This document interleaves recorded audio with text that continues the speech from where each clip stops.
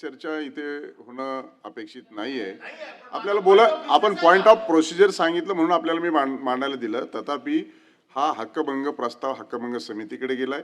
हक्कभंग समितीच्या प्रोसिजरमध्ये आपलेही काही सदस्य असतील, तिथं ती चर्चा होऊ शकते. त्यामुळं इथं चर्चा करणं ती अपेक्षित नाही, कारण हा सभागृहाचा भागच नाही. ज्यावेळेस हक्कभंगीची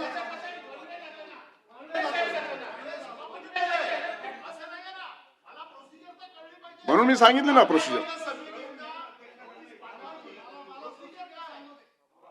बोला, समिती प्रमुख जास्त वेळ ते सदस्य राहिले आहेत. नाही, मला प्रोसिजर सांगू दे. आपण आपला विषय लक्षात आलाय. समिती प्रमुख सभापती महोदय, आपण समितीमध्ये तेही आहेत, त्याच्यामध्ये त्या बैठकीमध्येच नोटीस पाठवण्याचं निश्चित झालं.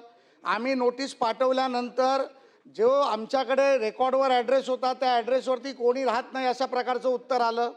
मग त्यामध्ये हक्कभंग समितीची एक प्रोव्हिजन आहे, जर डिस्ट्रिक्टला असेल तर तिकडच्या SP ला किंवा सिटीला असेल तर कमिशनरेटला आपण पाठवतो आणि त्या माध्यमातून ती नोटीस पोचली जाते. आता कुणाल कामराला पण नोटीस पाठवली. कुणाल कामराचा ॲड्रेस आमच्याकडे नाही. आम्ही ती नोटीस DGना आणि पोलीस कमिशनरला पाठवली.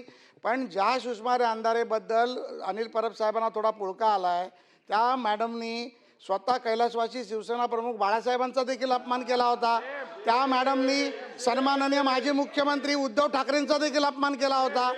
त्यामुळे सभागृहाच्या माध्यमातून मी एवढंच सांगतो, आम्ही जे केलं ते प्रोसिजरनी केलं आणि सन्माननीय अनिल परब साहेबांचा मान ठेवून सांगतो की तेही त्याचे सदस्य आहेत, मला मार्गदर्शन करत असतात. तर ही प्रोव्हिजन आम्ही होती त्या प्रोव्हिजनमध्ये केलं. तुम्ही एकमेकाचं अधिकचं मार्गदर्शन आता हक्कभंग समितीमध्ये घ्या. आता आपण पुढे जाऊया. Point of information Dnyaneshwar Mhatre देतो ना.